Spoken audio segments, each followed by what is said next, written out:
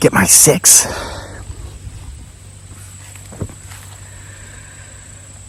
What's up, everybody? Welcome back to Homesteading Off the Grid, the most awesomest, coolest, expialidocious something or other site on the entire internet, homesteading site that has absolutely nothing to do with homesteading. Welcome back for another ghostly tale from October nights. We're up to October 5 now. We've backed all the way up to the edge of the woods. You'll remember we started out in the meadow. We're getting closer and closer as Halloween gets closer. We're going to be back in those creepy old woods here real soon. So tonight, the reading is going to be from October Nights 1, the original 31 Tales for the Halloween season, because this is the first story in the series that introduces a character by the name of Jim Brown. I'm not going to give too much away right now as far as who Jim Brown is. But it's important that we get to know him now if you've not been through these October Night series stories in years past, because you're newer to the channel, because he makes several different appearances throughout part 1 and part 2, and depending upon whether or not I choose to read those stories later in the month versus some of the stories from the True Hauntings books, you'll need to know who Jim Brown is, okay? And again, all these books are available on Amazon in print or Kindle, or you can get autographed copies from our Etsy store. The link is in the description box below, the link to both places. So let me get to my spectacles. Remember to get my 6. You never know who or what may or may not show up in the background of these videos. With these on, I realized I should have shaved this morning.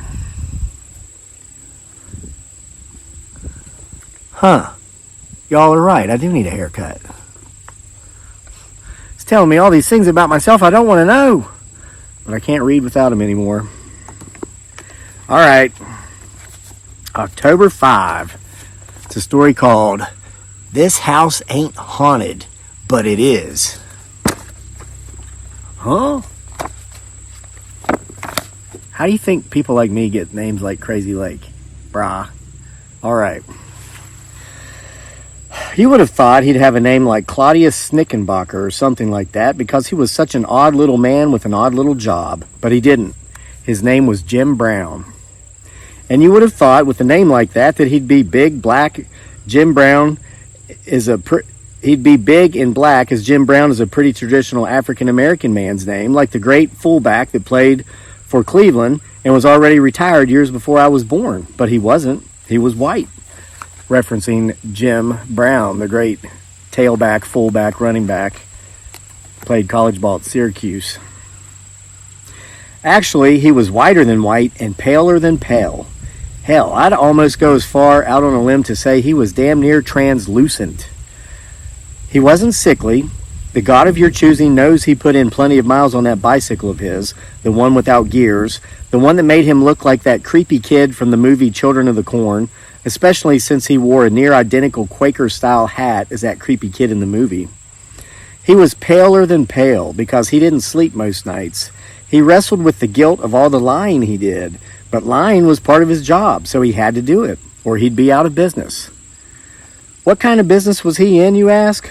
Well, he was in the business of convincing people who lived in haunted houses that their houses weren't really haunted.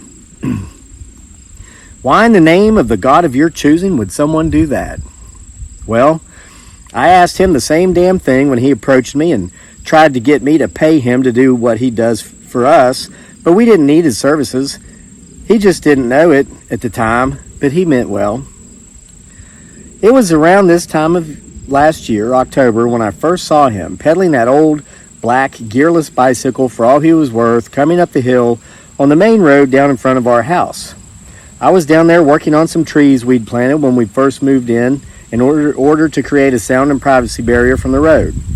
Well, that's how it had started anyway. 7 rows and 400 trees later, we realized we'd basically planted an entire forest.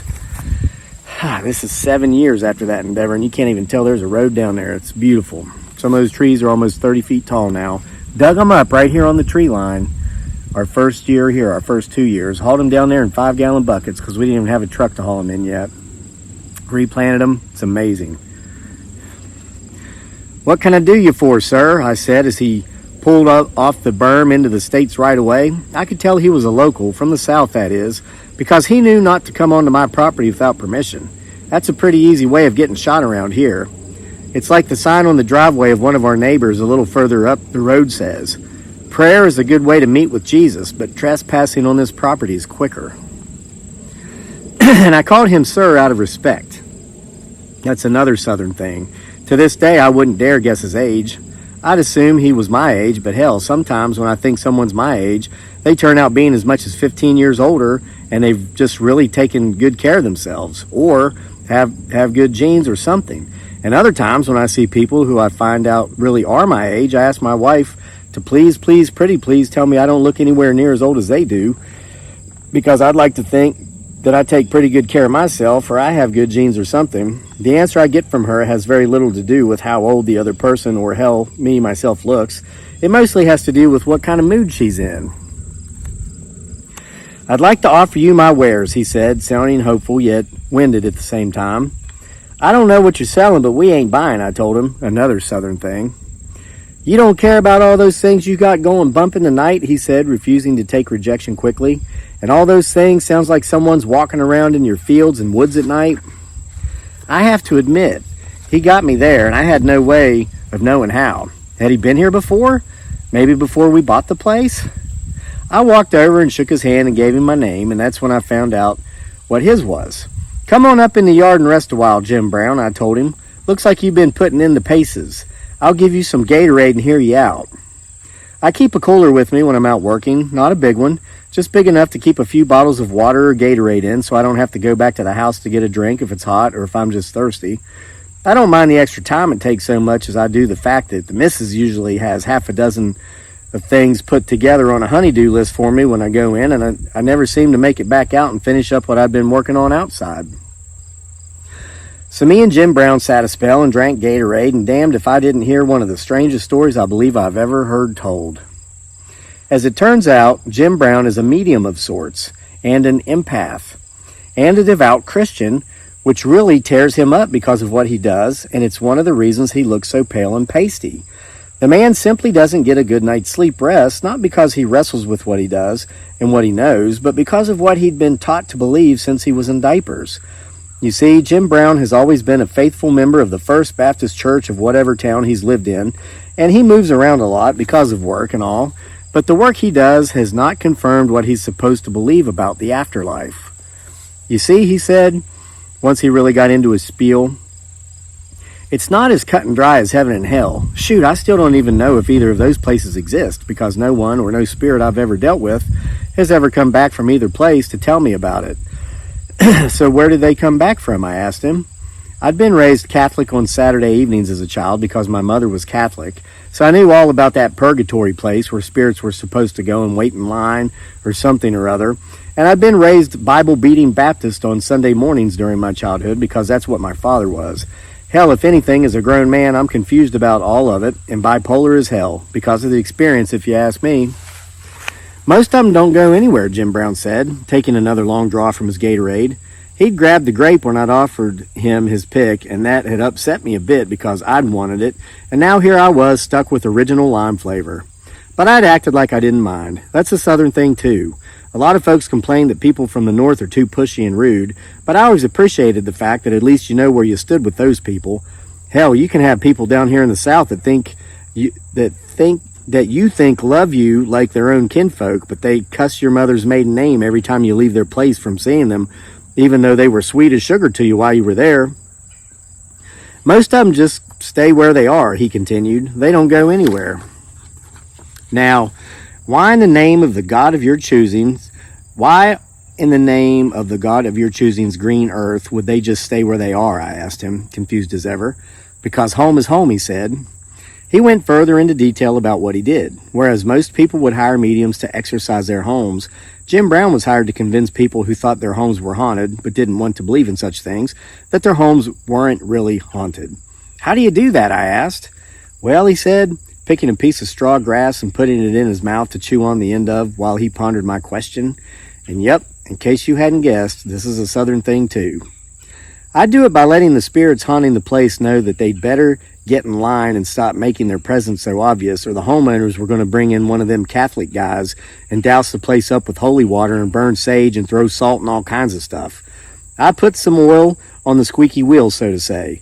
Get them to walk the line so they can live happily ever after, well, without being alive anymore, of course, in the place they want to be. And it works, I asked. Most times, yes, he said, very definitively. He went on to tell me some stories about some of his past cases. The hardest time he ever had was when he was dealing with the ghost of a deaf man. He said he'd lost his hearing during trench warfare of the First World War. Came home and lived a good life after, working as a small engines repair guy in the shop behind his house. Problem was, he had a tendency to work well into the night in life, after which time he'd come in, not caring if the creaky back screen door slammed behind him, and having no knowledge that the third step on the stairs up to his bedroom creaked. He said the reason he had the hardest time with that spirit was because he didn't know sign language. Said he was afraid to bring in someone who did, because then the people living in the house would know something was up, that they had a deaf ghost on their hands. "What'd you do?" I asked, fascinated. "Well," he said, "I went around and did a few small repairs to the home. I oiled the back screen door, and I put a pad on the upper corner where it met the frame, so when old boy come in at midnight and slammed it, you couldn't hear it. And I nailed down the third step on the stairs." But didn't all that convince the people living there that their house really was haunted? "Not at all," he said. "I took a few classes in psychology at the Bible college I attended for a couple of years before dropping out to pursue my calling, and I remembered a few words like psychosomatic and such, so I convinced him it was that. Said if we didn't get these things fixed and they wouldn't have to worry about ghosts, which weren't real, at least that's what I told them. I told them they'd lose their minds and probably have to be institutionalized." "And it worked?" I said. "They paid me my $100 and I haven't heard from them since," he said. We sat in silence for a while, then I finally said, after thinking it through, "Why, Jim Brown, I don't mean no offense, but I think you're a shyster." Jim Brown turned toward me with a look on his face that I'd have sworn 20 years before would have said he wanted to fight. And 20 years before, I'd have given him one. But I'm too old to take an ass whooping these days, so I apologized because, like I said, he might have looked about my age, but he could have been quite a bit younger than me, and he might have could have whooped on me. Could have put a whooping on me. "I'll prove it to you then," he said, "free of charge." "Well," I said, "I don't work for free, and I wouldn't ask another man to work for free. Look," I said, trying to figure out a win-win, "I'll give you a little something to prove it, but I ain't giving you no $100. And we don't need anyone or anything that might be still hanging on around here to go into hiding or silent mode. We've always been live and let live kind of people, or well, live and let, I don't know how to finish. "Feed me dinner and we'll call it even," Jim Brown said. "Deal," I said, and we shook on it. And that's still, by the God of your choosing, a Southern thing. We didn't even have to get inside the house before Jim Brown was showing me his wares. "Now, I guess you know about them graves over there," he said, pointing to an overgrown bramble thicket just at the edge of the field where it meets the woods. "Sure do," I said. "They've been put there 100 years ago. Or they've been there pert near 100 years. Them's 3 little girls died in the Spanish flu of 1918, he said. "That's what I heard," I said, somewhat impressed but also somewhat skeptical. Just because I'd never met Jim Brown before didn't mean he'd never been around here. My wife and I had just moved here from pretty far away not too long ago, and I was just beginning to get the feeling old Jim Brown might be a local boy messing about with me. "And hell," Jim Brown said as we got within the yard proper, the part that's not part of the field, "they's plenty of Civil War and Indian spirits running around out here in the yard with us right now." I stopped abruptly and looked over at Jim Brown and was about to ask him what kind of fool he took me for, but that's when I noticed he'd stopped just as abruptly as I had, and he was looking at the kitchen window. My eyes followed his, and I could see my wife in there moving around cooking dinner. "Who's that?" Jim Brown asked. "Why, that's the missus," I said. "I thought you were here alone," Jim Brown said. "Now I figured you out, Jim Brown," I said, and I had. "You was going to get me alone in the house and knock me a good one over the head, then ransack my stuff and take what you wanted." He looked at me like he wanted to fight again, and by the God of your choosing, I was ready to go this time. Whether he was 10 years younger than me or 10 years older, didn't matter. I was ready to give old Jim Brown a whooping. "You hear the scratching at night," he said, his face relaxing a bit. I'm sure the look on mine put the fear of his chosen God in him. "Sounds like it's coming from the other side of the wall." "I do," I said, and all of a sudden I forgot I'd been mad. "That's old Pup," he said. "He knows there's been a new doorway cut into your bedroom from around the other side, and he uses it. as I know that you know, but sometimes he forgets. See, that's where the original door used to be. Your house is really old. And Jim Brown was right. Our master bedroom was downstairs, off from the living room, and you could still see the outline in the wall from where they'd boarded up the original doorway into the room long before I was born, maybe back around the time that other Jim Brown was still playing for Syracuse, before he'd even entered the NFL. That's an error. It says Clemson, but Jim Brown played for Syracuse. Our house is more than 100 years old. A lot of these old farmhouses down here in the South are. I shit you not. There's a couple restored log homes out our way that date back to the late 1600s. True story. But they've kept them modernized, and one of them sold for like $1.7 million 2 years ago, just 4 miles down the road from us. Came with, I think, 30 acres. All right. And the idea of the ghost of a dog immediately shot into my mind. You see, I have a cat, and she sleeps on top of the dresser in our bedroom. I put a fleece blanket up there for her so she'd be more comfortable back when she just started forming the habit shortly after we'd gotten her. My wife hates that cat, mostly because she's jealous of her. I'm the only one she'll let pet her. She loves to lay down on my lap around bedtime when I'm already under the covers. She lets me pet her for about 5 minutes, then she bites the living shit out of my hand and growls and hisses at me, and then goes and gets on her dresser and sleeps. She was a rescue cat, so the God of your choosing only knows what she'd been through before we got her.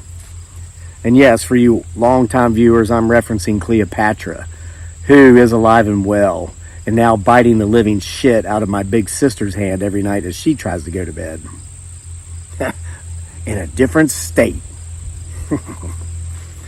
I mean, I miss her so much. Anyway, there's been more than one night, quite a few more, when I thought the cat had gotten off the dresser and was walking around on the bed, because I could feel something pounce on the bed and then start moving around. Every time I feel it, I wake up, I look down at the foot of the bed, and I see nothing.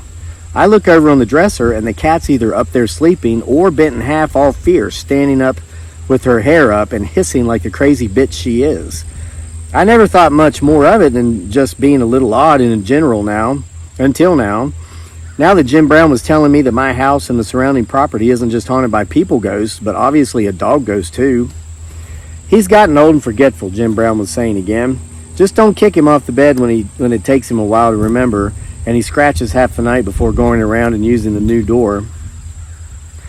I was looking at Jim Brown in disbelief as he was saying this, and right about that time I heard the back door creaking open.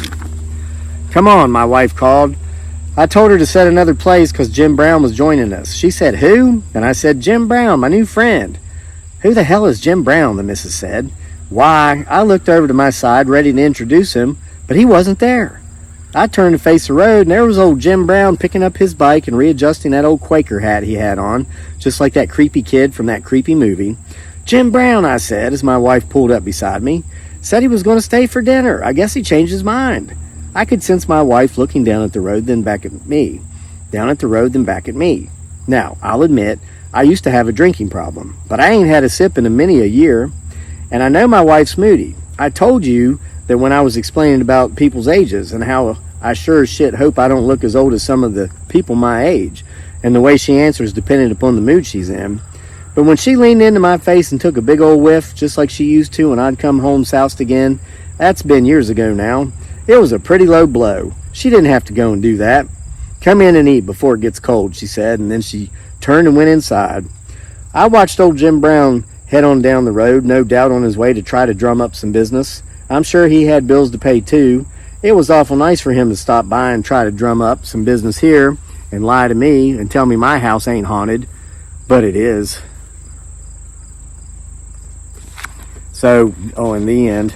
So there's the first introduction of Jim Brown, and there's a lot more to Jim Brown than what is in that story. That's why it was important to read this one, though, because we're going to see him in others in the future. So if you saw anything back there, I sure hope you time-stamped it. And I hope you enjoyed this story. And I hope you keep coming back every night throughout the month of October for more October night readings, ghostly tales. See you then for more.